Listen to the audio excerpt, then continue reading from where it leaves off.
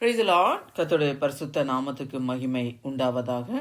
இந்த மே மாதம் 4ஆம் தேதி அன்று நாம் தியானிக்கிற கர்த்தருடைய வார்த்தை நம்முடைய பரிசுத்த வேதாகமத்தில் பிரசங்கின் புஸ்தகம் 10ஆம் அதிகாரம் 10ஆம் வசனம். Ecclesiastes chapter 10 verse 10. இருப்பு ஆயுதம் மழுங்கலாயிருக்க அதை ஒருவன் தீட்டாமற் போனால் அதிக பலத்தை பிரயோகம் பண்ண வேண்டியதாகும். ஆகையால் ஒரு காரியத்தை செவ்வையாய் செய்வதற்கு ஞானமே பிரதானம். ஆமேன்.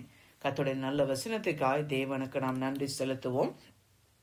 இருப்பு ஆயுதம் மழுங்கலாய் இருக்க ஒருவன் அதை தீட்டாமற் போனால், அப்போ ஏதாவது ஒரு இரும்பு ஆயுதம் ரொம்ப மழுங்கலா இருந்துச்சு, அதை நம்ம ஷார்பன் பண்ணல அப்படின்னா அதிக பலத்தை நம்ம உபயோகப்படுத்த வேண்டியதா இருக்கும். இப்போ ஒரு நைஃபே எடுத்துக்கிட்டோம்னா அது ரொம்ப பிளண்டாக இருந்துச்சு அப்படின்னா வெஜிடபிள்ஸை கட் பண்ணுறதுக்கே நமக்கு நம்ம பலத்தை ரொம்ப ஸ்ட்ராங்காக நம்ம கொடுத்து தான் அதை கட் பண்ணணும்.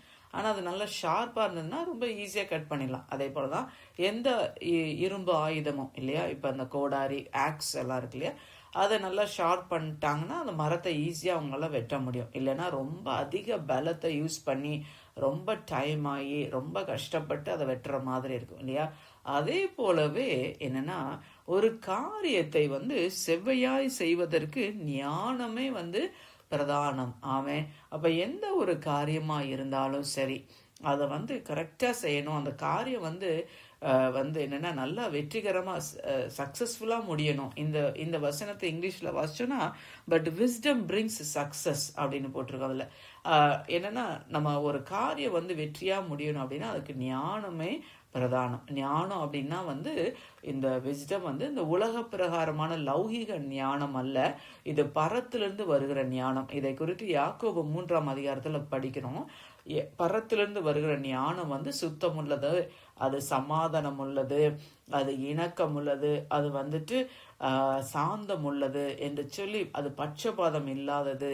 அந்த பரத்திலிருந்து வருகிற ஞானம் என்னன்னா அது மாயமற்றது என்று சொல்லியெல்லாம் பல காரியங்கள் அங்க நம்ம படிக்கிறோம். பிரியமானல அந்த பரத்திலிருந்து வருகிற ஞானம் நமக்கு கட்டாயம் வேணும். அது இருந்தாதான் எந்த காரியத்தையும் நம்ம செவியாய் செய்ய முடியும். நம்ம குடும்பத்தை நடத்துவதற்கு நமக்கு ஞானம் வேணும். ஏன்னா புத்தி உள்ள ஸ்திரீ தான் வீட்டை கட்டுகிறாள். அப்ப கணவன்மார்களுக்கு புத்தி வேண்டாமா? 2 பேருக்குமே. ஏன்னா வீடு ஞானத்தினால கட்டப்பட்டு விவேகத்தினால நிலை நிறுத்தப்படும். இப்ப கணவன் மனைவி 2 பேருக்கும் ஞானம் வேணும். ஒரு குடும்பத்தை கட்டி எழுப்ப, குடும்பத்தை நடத்த, பிள்ளைகளை வளர்க்க இல்லையா. நம்ம நல்லா ஏர்ன் பண்றோம், பிள்ளைகளை நல்லா ஸ்கூலுக்கு அனுப்புறோம், நிறைய ஆக்டிவிட்டிஸ்ல கொண்டு போய் போடுறோம், அதனால பிள்ளைங்க நல்லா வளர்ந்து வந்துருவாங்க அப்படின்னு நம்ம நினைக்கவே, அது யோசிக்கவே கூடாது இல்லையா. கர்த்தருக்கு பயப்படுதலே ஞானத்தின் ஆரம்பம், பரிசுத்தரின் அறிவே அறிவு இல்லையா.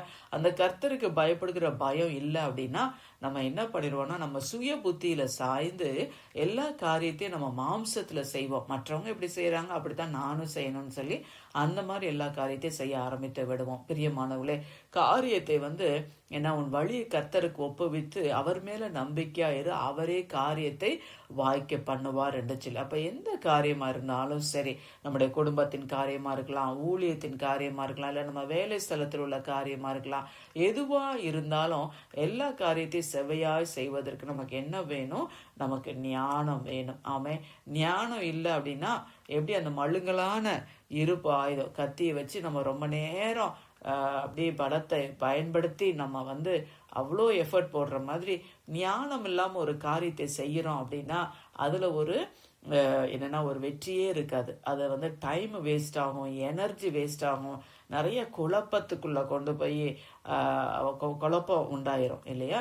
அதனால எந்த காரியமா இருந்தாலும் சரி, தேவ சமூகத்துல காத்திருந்து அந்த கர்த்தரிடத்திலிருந்து வருகிற அந்த பரலோக ஞானத்தை பெற்றவர்களாக நம்ம செய்யும் பொழுது அதை நேர்த்தியாக நம்மளால செய்ய முடியும். அதை கரெக்டா அதை விரைவா நம்மளால செய்ய முடியும் இல்லையா. ஆமே. கர்த்தருக்கு மகிமை உண்டாவதாக. ஆகையினால பிரியமானவர்களே, அந்த தேவனுக்கு பயப்படுகிறதுனால வருகிற அந்த ஞானத்தை அவரே நமக்கு ஞானமும் நீதியும் பரிசுத்தமும் மீட்புமா இருக்கிறார் இல்லையா. அப்ப அந்த கர்த்தருக்கு பயப்படுகிற அதனால உண்டாகிற அந்த ஞானம் உடையவர்களாக எல்லா காரியத்தையும் செய்யும் பொழுது அதுல நமக்கு ஒரு ஜெயம் உண்டாகும். நம்ம மாம்சத்துல அதனாலதான் நீதிமொழிகள் 3ஆம் அதிகாரத்துல வாசிக்கிறோம், உன் சுய புத்தியின் மேல சாயாமல் உன் வழிகளிலெல்லாம் கர்த்தரை அவரை நினைத்துக்கொள் இல்லையா, அவரே உன் பாதைகளை செவ்வாய்ப்படுத்துவார் என்று சொல்லி. ஆகையினால எல்லா காரியத்தையும் செய்யறதுக்கு ஆண்டவரே எனக்கு ஞானத்தை கொடுங்க என்ன சொல்லி நம்ம ஜெப வாழ்க்கையிலையும் நம்ம சாதாரணமா நம்ம ஜெபிக்கிறதுக்கும் நம்ம என்னன்னா வேத வசனம், அதுதான் ஆவியின் பட்டயம் இல்லையா. அந்த வேத வசனங்களை வைத்து நம்ம ஜெபம் பண்றதுக்கும் என்னன்னா வித்தியாசம் இருக்கிறது இல்லையா. ஆகையினால ஞானமாய் நம்ம எல்லாவற்றையும் வேத வசனத்தின் அடிப்படையில செய்யும் பொழுதுதான் நமக்கு அந்த காரியத்துல ஜெயம் கிடைக்கும். ஆமை தகப்பனே, உண்மை நன்றியோடு நாங்கள் உண்மை துதிக்கிறாப்பா. ஒவ்வொரு நாளும் எங்களுக்கு பிரயோஜனமானவைகளை போதித்து நாங்கள் நடக்க வேண்டிய வழியில நடத்துகிற எங்கள் தேவனாய் கர்த்தராப்பா, இன்றைக்கு எங்களுக்கு கற்றுக் கொடுக்கிற இந்த ஆண்டவரே அப்பா ஸ்தோத்திரம். அன்றைய இந்த பாடத்துக்காக உமக்கு நாங்கள் நன்றி செலுத்துகிறோம். கர்த்தருக்கு பயப்படுகிறதுனால வருகிற அந்த ஞானம், அந்த பரலோகத்துல வருகிற அந்த ஞானத்தினால கர்த்தரை எங்களை நிரப்புவீராக. எல்லா காரியத்தையும் ஆண்டவரை உண்மை முன்வைத்து நாங்கள் செய்ய கர்த்தரை எங்களுக்கு கிருபை கொடுக்கும்படியா நாங்கள் ஜெபிக்கிறோம். புத்தி இல்லாம ஆண்டவரே, ஞானம் இல்லாம ஆண்டவரே அப்பா எந்த காரியத்தை செய்து அதனால ஆண்டவரே அப்பா தகப்பனே எங்களோட டைம், எங்களோட எனர்ஜி அதெல்லாம் வேஸ்ட் ஆகாம ஞானமாய் செவ்வையாய் எல்லா காரியங்களையும் செய்ய ஆண்டவரை பரிசுத்த ஆவியானவர் நீர் எங்களுக்கு உதவி செய்வீராக.